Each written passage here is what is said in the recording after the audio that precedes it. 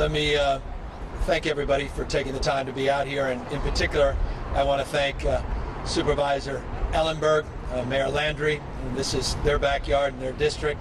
I want to thank President of the County Board of Supervisors here in Santa Clara County, Supervisor Chavez, who will come up in a moment, and of course Sam Liccardo, not only Mayor of San Jose, but he chairs the Big 13 mayors in the state of California and has been a real leader on the issue that brings us here today.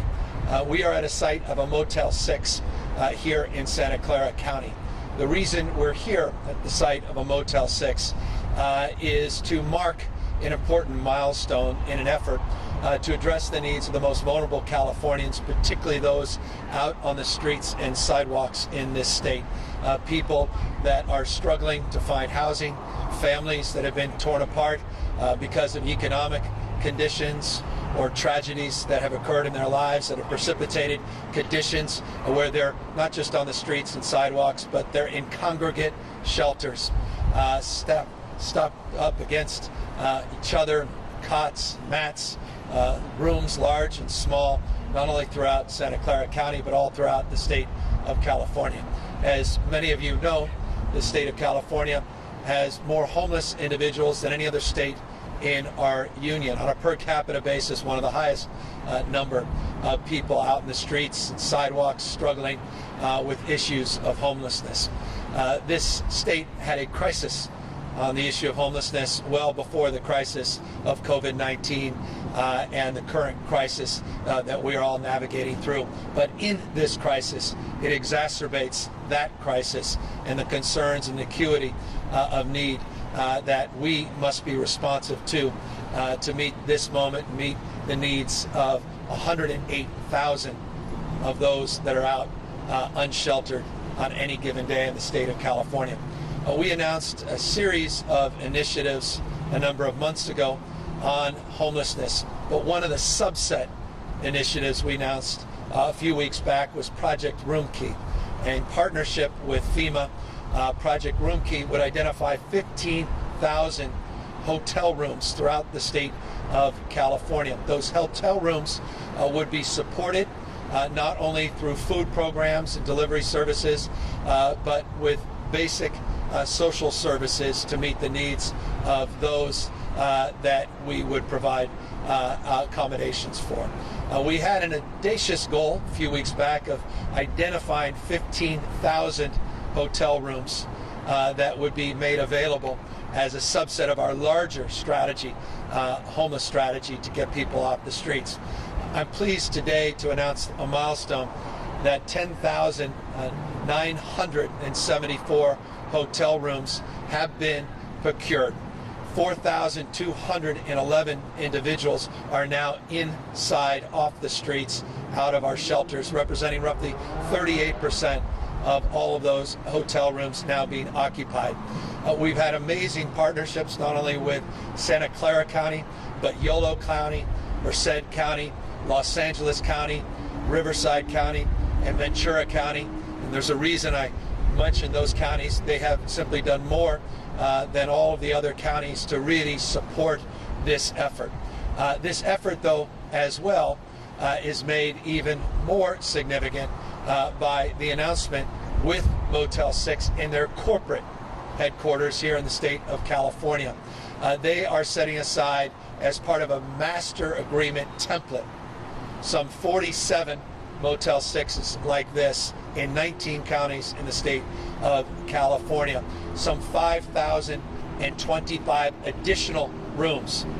That's on top of the roughly 11,000 that are part of Project Room Key. So now we have the capacity that exceeds our original goal because of their commitment to this effort at scale. 19 counties, 47 sites like this, 5,025 just within the corporate structure, not the franchisee, but the corporate structure of Motel 6. We've done something else that's very significant as well with the corporate entity that owns the California Motel 6 chain. We've been talking a lot with Senate leadership, particularly Toni Atkins. I want to applaud her and her staff. She has been very aggressive and appropriately so of making a point that many others have made, but with more prescriptive backing, and that is we should take advantage of this effort and look at the prospect of potentially procuring these sites into the future. And so we have organized with Motel 6 some language that would allow that process to take shape, make it much easier beyond this pandemic to potentially consider these sites as a broader portfolio to provide some more permanency for those most in need in the state of California. I want to applaud Toni Atkins for her leadership in this space, leadership in the Assembly as well. A number of individual leaders have reached out saying this is exactly the kind of lease template we should be advancing in the state. So good news, real progress in just a few weeks, to procure these sites, to start getting people off the streets, out of the shelters, and into these safer settings. I just want to remind people, the subset of people that we are prioritizing in Project Room Key are individuals that have tested positive for COVID-19, individuals that are in congregate settings that have been exposed to COVID-19, or elderly individuals that are vulnerable, and as well as others with morbidities, other issues, chronic disease that we have prioritized. That's part of the framework in partnership with FEMA, in partnership with the counties that we prioritize as a subset of our homeless population into this broader effort. I want to also just acknowledge a few people, if I may. Jason Elliott, my team, who's been masterful in putting together these master agreements. Kim Johnson, Department of Social Services, just worked overtime. Again, we launched this just a few weeks ago, and the fact that we are able to get thousands and thousands of people off the street, and now in partnership with cities, not just the counties, the ability to get 10+ thousand more off the street in a short period of time is a remarkable testament to their leadership. It's also a remarkable testament to leadership of Chef Jose Andres from World Central Kitchen. We have partnered with World Central Kitchen on this entire portfolio to provide 3 meals a day, dietary considerations in play, partnerships with local restaurants, 3 meals, not just cold prepackaged meals, 3 nutritious meals, hot meals, not just cold meals, for adults, not just children, or children, not just adults. I want to just compliment the World Central Kitchen for being able to do this at scale. They'll deliver their meals, they'll do it in a safe way, and they'll provide, again, 3 every single day for this entire portfolio. Again, all of this in just a few weeks. So I say this as someone who cares deeply about the issue of homelessness. I take this personally in terms of my responsibility, my role as governor of the state of California, and I just cannot impress upon you how proud I am at this moment to be able to make this announcement and to further the call to make it clear that we cannot do this alone as a state. We're sort of building the plane, but someone else has to fly it. It's the counties that really lead this effort, and it's the cities that need to support this effort. I mentioned those counties that have excelled. There are an equivalent number of cities, unfortunately, that have not, where cities are blocking these efforts at a time of crisis. The most vulnerable Californians on our streets, seniors that are just desperate for a key, a lock, a place of their own, the dignity that comes with that, their lives on the line. I just want to encourage those cities that are blocking efforts like this to consider themselves in the context of others, to consider their action in the context of their community, to consider their actions in the context and annals of history. They'll judge themselves, not just be judged by others, by the extent they help the least among us at this incredibly important time. No one stands taller than those leaders that bend down on one knee to help lift other people up. No one stands taller. And so cities that are blocking these efforts, please consider the morality of those decisions. Consider the moment we're in and the ethical question you're being called and asked upon. Consider your station in life and in history. All of us will be judged. Homeless individuals are members of our community. People that are a paycheck away from losing the capacity to have that key and lock and a place to call home. And I hope we'll consider their lot and their future as well. But one person that's not in peril of being judged negatively is a person I'm going to introduce now. That's the president of the Santa Clara County Board of Supervisors, who really stepped into this moment directly with me and directly with our team in saying we can absorb more of these units, and we are not going to stand in the way of progress. And so let me introduce one of those leaders before I introduce yet another, and that's the president of the board of Santa Clara Supervisors, Cindy Chavez.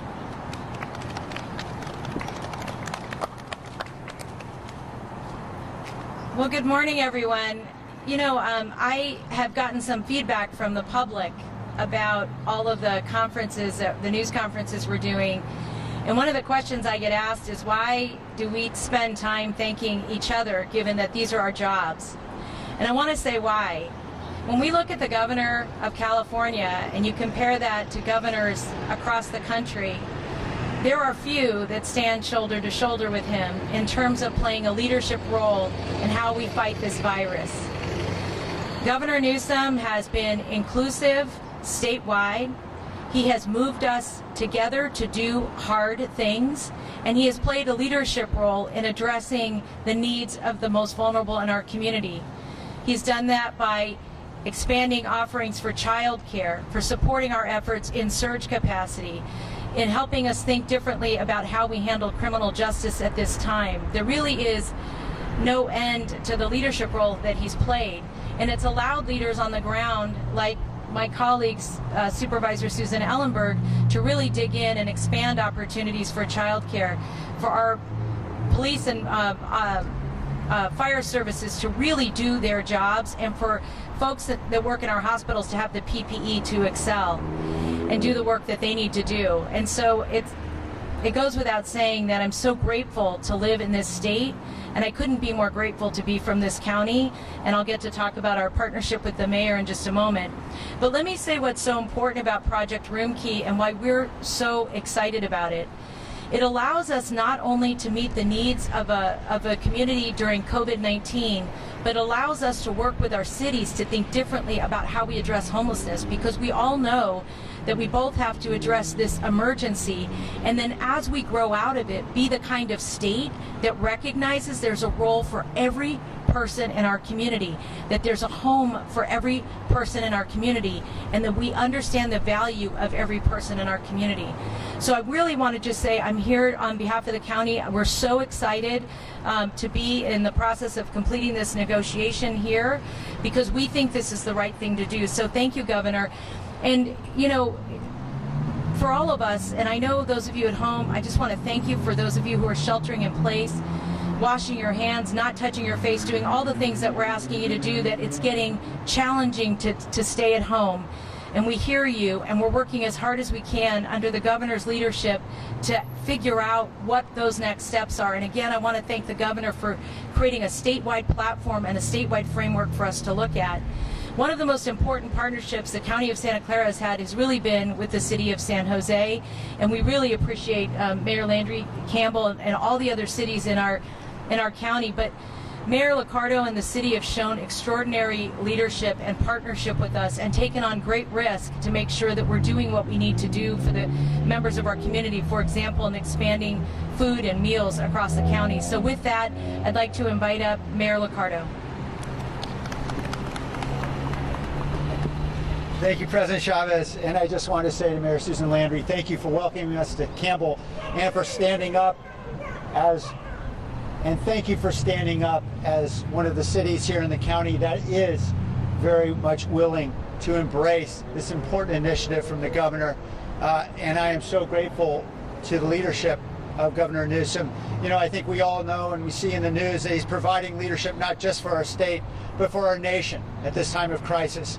And I am so grateful, not simply for what I see on the screen, but as someone who is working day to day with him and his incredible team, just the incredibly quick response and the keen and sage foresight when you see projects like Project Room Key and how essential they are to enable so many of our most vulnerable residents to be safe at this critical moment. Thank you, Governor Newsom, for all the leadership you're providing. And I really want to thank President Cindy Chavez in the county. Her incredible leadership, certainly not just today, but for many years on homelessness. Ultimately, perhaps the greatest accomplishment we've seen in many counties throughout the state is the passage of Measure A back in 2016, nearly $1 billion for homelessness, and we are seeing projects now on the ground opening their doors, getting the homeless off the street. It is so heartening to see real action happening here in Santa Clara County, and I want to thank as well Supervisor Susan Ellenberg for her leadership in this critical time. A big thanks to Jason Elliott and Anna Leary. Certainly this Project Room Key is critical.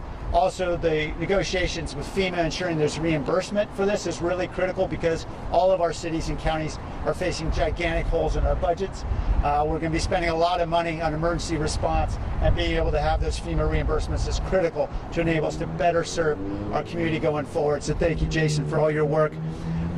Because of the leadership of the county in this effort, we have 1,123 rooms that can be available now for those COVID positive individuals, those homeless individuals who are vulnerable, to come in from the cold. And I'm so grateful, and we've already had more than 500 homeless individuals housed through this effort, more than 453 motel rooms alone, like the ones you see behind me. This is the kind of effort that is resulting from the leadership of the county in collaboration with all of the cities. And I think it's so critical that we not allow this moment to pass, as we are seeing, we hope, what will be a CARES Act 2.0 from Congress. We know it's been held up, but we are eager to see it move forward, because here is a real opportunity for Congress to step up and say, let's build on the vision of Governor Newsom. We don't want these rooms simply open for a few weeks or a few months. Let's give counties and cities the dollars they need to purchase motels so we can really aggressively address the homelessness crisis that will be here well beyond the time that this pandemic passes. In addition to purchasing motels, we can also be out there building emergency housing, as we're doing now on 3 separate sites, because of the $150 million of funding that the governor and his team have made available with the help of the legislature to cities throughout the state. We're taking advantage of those opportunities. I know other cities are as well. And we can really build on this with a real partnership from the federal government. And I hope that we're able to see a new CARES package get over the goal line so we can all make real progress together. Thank you all, and thank you, Governor.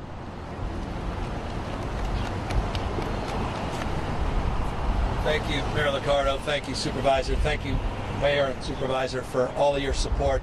At the end of the day, the state vision as it relates to supporting these efforts cannot be realized anywhere else but the local level. And so localism, as I often say, is determinative, and that's the basis of leadership. And you have demonstrable leaders here, and they are exemplified every day, particularly on this issue, through good work. And so we're very grateful to them. That's why we're here today, to highlight that and let them know the spirit of what Mayor Liccardo just said. We want to be here in the medium and long term as well. When we talk about procuring these sites in the future, the obvious question is how to pay for it.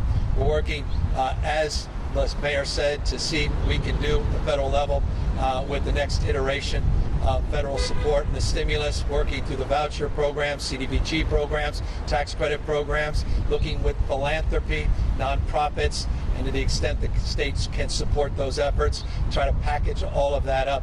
In fact, we quite literally are looking at all of those as specific examples to potentially stack up the financing that may be needed ultimately to start procuring these assets throughout the state of California. Let me just briefly, before we open it up to questions, just update people as we do every day at noon on the total number of individuals that are currently tested positive for COVID-19, number of ICU patients, number of people in our hospitals, and of course update you on the latest number of deaths in the state of California.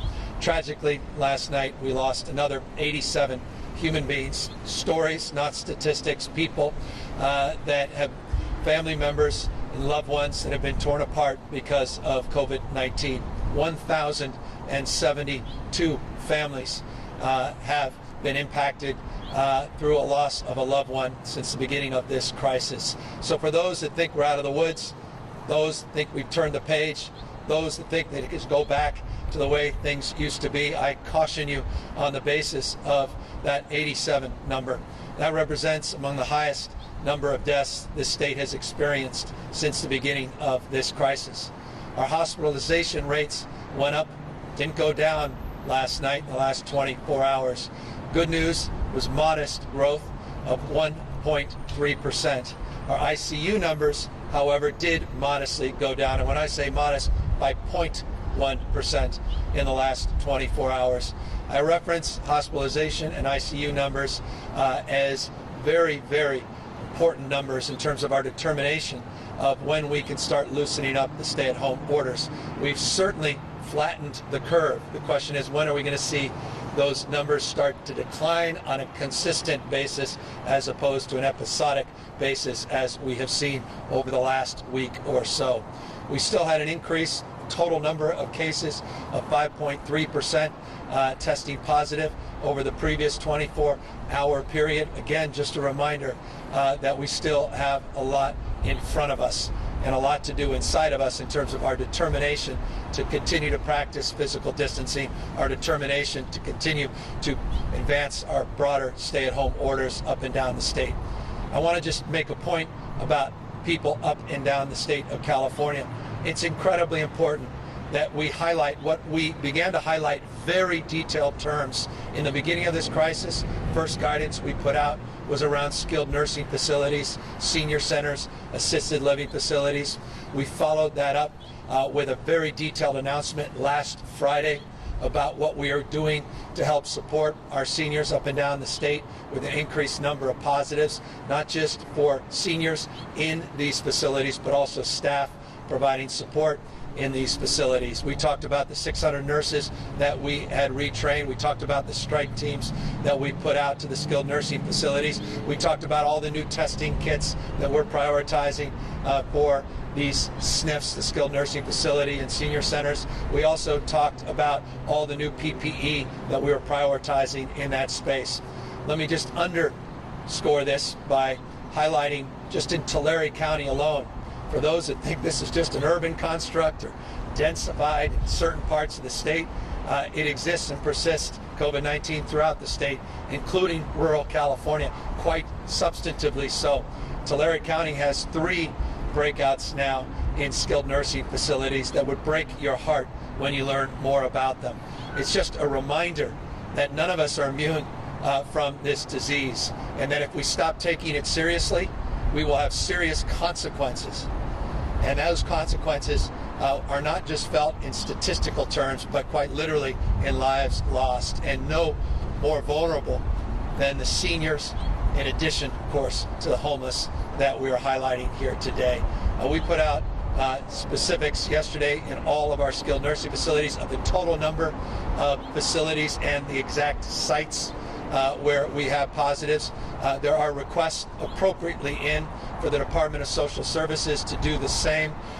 We have overall, in addition to the SNFs, we have overall now 400 facilities that we are monitoring throughout the state of California, over 3,500 staff and patients that we are monitoring throughout our entire system, which is roughly 9,000, just shy of 9,000 settings, licensed settings that we are monitoring, that we are supporting and continuing to be vigilant about and around. And so just wanted to highlight you on that front as well. And in closing, as always, I want to just highlight the opportunity for all of us to help support efforts large and small in their communities, and that's to go to our serve.ca.gov website, serve.ca.gov website. That's a site that will allow you to find local areas to help support food banks, blood banks, to help support efforts like supporting seniors, senior facilities, making phone calls to check in on people that are lonely or in need, or just providing the kind of support that World Central Kitchen is going to be providing for a site like this, and that's delivery. If you're willing, you're able, I encourage you to go to that site, serve.ca.gov. With that, we're happy to take any questions. Governor, thanks so much for giving us some time today. I've got quite a few questions from my colleagues about homelessness, the issue you're talking about today. I think the most common one that I'm seeing is there's a lot of frustration among some local governments about the pace of getting these rooms and getting folks into them. So can you account for sort of how long it's taken both to procure these rooms and then to start filling them? Well, we announced this 2 weeks ago, so respectfully, I think this is a rather heroic effort in terms of being able to organize and mobilize and move forward. The frustration for me, candidly, is the opposite.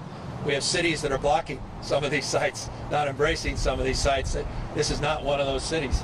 Those cities that are embracing this are getting the support of not only these master lease templates, but getting that 75% reimbursement from FEMA, and the state of California is helping supplement the 25% through the $800 million the state has made available in the last number of months in emergency aid and support that was part of last year's budget.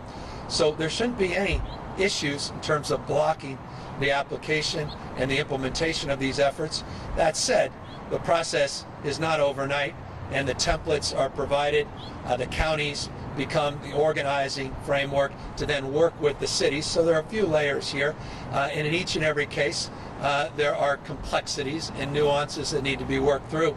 But I couldn't be more proud of just being up in the Sacramento area just a few weeks ago with Mayor Steinberg announcing the initiation of this, and to be here today marking the fact that 4,211 individuals are off the streets and out of our shelters into these facilities. We made a deal for an additional 5,025 through the corporate Motel 6 chain, and we already have just shy of 11,000 units that are ready and able to be part of this endeavor. Governor, can you tell us some more about the resistance you've encountered from local governments? What level of authority do they have to refuse this, and what type of arguments have you heard for why they're not willing to cooperate? They're the same old tired arguments of NIMBYism. They're well known, well described, well chronicled, well reported, and well researched, well considered. It's golden oldies. And you've got leaders that will be defined in history in terms of how they helped those least among us. And those, for me, are almost biblical terms. There's a morality and sort of an essence of self that's reflected in those that at times of need will do even more than they ever thought possible to meet those in need.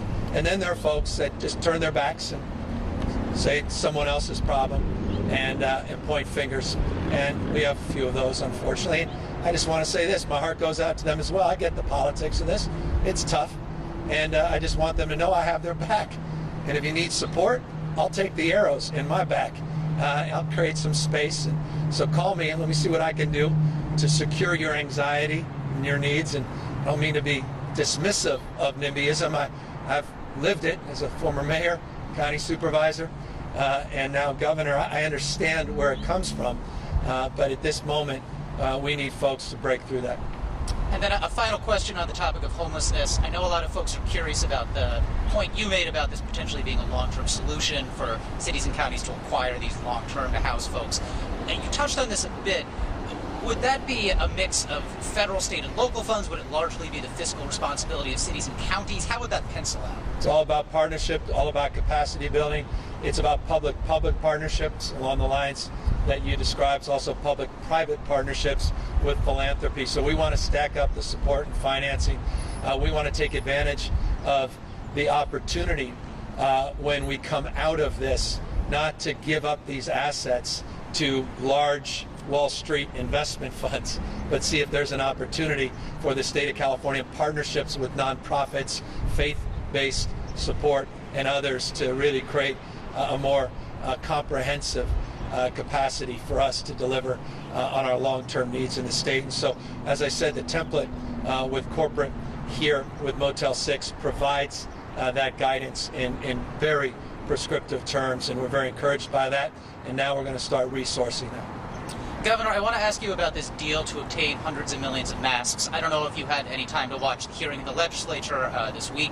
A lot of frustration from lawmakers about what they feel is a lack of information about these contracts. And the response we heard from the administration seemed to be too much information could imperil the state's ability to close these deals. And so my question for you is, are these mask deals, are they closed? Are they finished, or are they still a work in progress? No, and the something that might still collapse? contracts are locked. Everything that's been said is consistent with what we said a week ago, what Mark Ghilarducci said a week ago, and we stand by the assertion of the administration that there are concerns with these large-scale contracts, that we are providing as much information as we feel is appropriate, but the contracts are secured, but we want to make sure we secure the product. We want to save lives, and we want to do so in the immediate term. And I just want to make this point.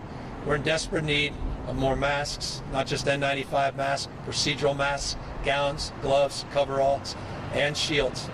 And we have locked in contracts to procure hundreds of millions.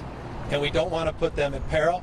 And we're just days away, the next few weeks, and the outset, when I said May 1st, that first week of May, and we just want to do everything in our power to make that work. I respect the legislature, and we've had direct conversations with them. They know the concerns, and I recognize everybody's desire to have everything out there tomorrow, and we look forward to all those details becoming public very, very shortly. Why not release them more soon, though? Because we don't want to put the process at peril. I'm for outcome here. Some are consumed by process, personality, intrigue, who's up, who's down. We are for actually solving a major, major problem, not only for this state, but potentially a template for the country. We're just weeks away. We've been transparent. We've been honest about where we are. We have a very deliberative process with the legislature. We're following that process. We're working collaboratively with them.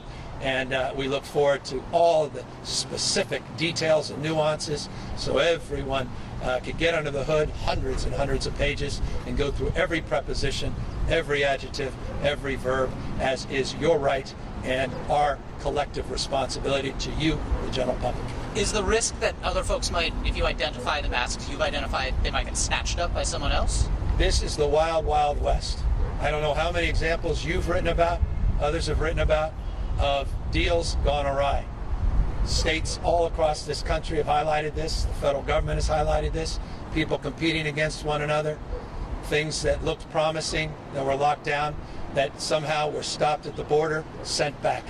So I take this moment very seriously. I care about producing a big result. Others, again, are going to consume themselves around process. We're going to consume ourselves around saving lives. Governor, I also had a question for you about the economic panel you announced yesterday to guide the state through its economic recovery. I've seen some criticism of the choice of Tom Steyer to lead that panel, given pretty overtly partisan profile. He led the impeachment drive against Donald Trump. He's been very involved in politics in ways that have clashed with some major industries here. What is your response to that criticism that you've chosen somebody who's a bit of a partisan warrior to lead a recovery that should be nonpartisan? Pete Wilson, Arnold Schwarzenegger, Gray Davis, Jerry Brown, Republican leaders in the Assembly, Republican leaders in the State Senate, Democratic leaders in the Assembly, Democratic leaders in the State Senate, people from the Central Valley, people from the Central Coast, people from Northern California, people from Southern California, faith-based leaders like Father Boyle, religious supporters beyond that as subcommittee advisors, nonprofit leaders, warriors of social justice like Angela Glover Blackwell, economic leaders like Tim Cook, and very iconic leaders in addition to that like Bob Iger, women, men, diversity of this state, healthcare. So we'll withstand any particular critique about one individual or another, but I appreciate Tom's leadership, his willingness to take this on, and I'll put up what he's done in his community bank and a focus on the triple bottom line up against anybody's philanthropy in the last decade. I look forward to his leadership and stewardship of this council. Governor, early yesterday morning, Donald Trump tweeted that states needed to be liberated, as I'm sure you saw. Yesterday afternoon, we saw a fairly large protest in Huntington Beach from folks aligned with the president, wanting you to open up the state more quickly. I know you have said consistently that the president and the federal government have been good partners. Are you concerned that when the president broadcasts a message like that, it undermines your efforts to keep people safe and to gradually reopen? Guys, none of this surprises us. You can write this script. We've lived through this movie. I imagine you'll see a lot more of that. Just want to encourage people, when you practice your free speech, which I don't embrace, I celebrate, just do so safely. This virus knows no political ideology. It doesn't know if you're a Republican or Democrat, supporting the president, opposing the president. Practice physical distancing. Make sure that you're not infecting others, even if you feel healthy. You have no symptoms. You're asymptomatic. You can spread this. Even if you don't care about other strangers, you may care about your loved ones, may come home after being at one of these rallies. Just be healthy, be safe. And we're going to do the right thing, not judged by politics, not judged by protest, but by science, by health, the facts on the ground. That will be our guiding principle. Are you concerned, though, about the president's message contradicting or drowning out your own? And if so, have you expressed those concerns to the president? The president made it very clear publicly and privately to governors from every state in our union that he will defer to our directives within the state of California. You and others have all reported that, and I think that's the appropriate response, is let local government guide county government, guide regional governance, guide the state, and ultimately states in turn helping guide the nation as we transition to recovery in the next phases. On the topic of the federal administration, you've talked about the need for more widespread testing and for a contact tracing system to get the state reopened. What components are most needed to get us to that point? And the president has also made pretty clear he expects the states to be responsible for testing. Does California have what it needs absent federal help, or do we need more federal assistance to get that sort of universal testing? We would love to see more support wherever we can get it from the federal government on down. As you know, we put together a work group a few weeks ago. Truly some of the smartest and best resourced minds and individuals and organizations as part of that task force. Leaders at Stanford University, our UC system, researchers, scientists, the largest health insurers, co-chairing that, Paul Markovich. They made specific recommendations in terms of not just PCR testing, serology testing. We have already monitored, I think it's getting close to 700 different testing modalities that are being used all up and down the state of California, very small ones, very large throughput testing, point of care testing with these new Abbott machines that are coming in. We're trying to bring all of that to bear. We need more swabs. We've been very directed and pointed in terms of working with our partners at FEMA to try to procure those swabs. We broadly address the issue of reagents and the RNA extraction kits, which were a big problem a few weeks ago. We could be doing exponentially more. Just 24 hours ago, you heard Mark Galley at a press conference yesterday make the point that we, or rather 48 hours ago, made the point we get up to 90, he believes 95,000 tests a day if we had those additional supply materials on a daily basis above and beyond where we are. Our goal is to get to 25,000 in the next 10 or so days. We had a similar goal to get to 10,000 by April 14th. We've exceeded that. I'm confident we'll get to the 25,000 in the next few weeks, and we want to get substantially higher number in the next month. And we'll be looking for all the support we can get, private, public, federal, local, state. And I just want to acknowledge again local leadership, because the mayor has been procuring his own tests, county as well, mayor, you as well. Everybody's rowing in the same direction. We appreciate that spirit. Governor, we also got a question about the risk of outbreak in homeless detention centers. Are you considering or undertaking any steps to protect immigrant detainees from the spread of the virus? Yeah, that question's been asked 5 out of the last 6 days. I'll answer it again very specifically. We in the state of California are looking at our legal rights to intervene. As you know, you in particular, many may be watching, I signed legislation this year to do away with private detention facilities in the state of California.